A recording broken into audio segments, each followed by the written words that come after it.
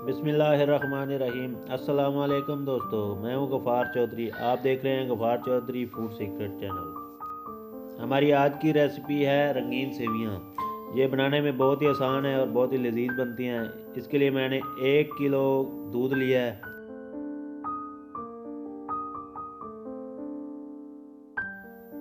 दूध को हल्की आंच पर बॉयल करेंगे। इसमें हम हाफ कप चीनी का डालेंगे।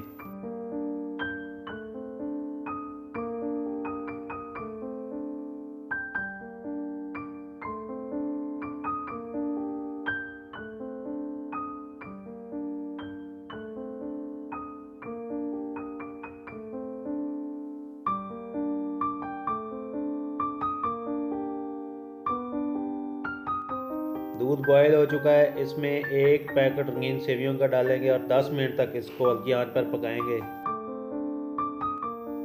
बच्चों की ये पसंदीदा ग़िज़ा है, आप इसको घर पर ज़रूर ट्राई कीजिएगा।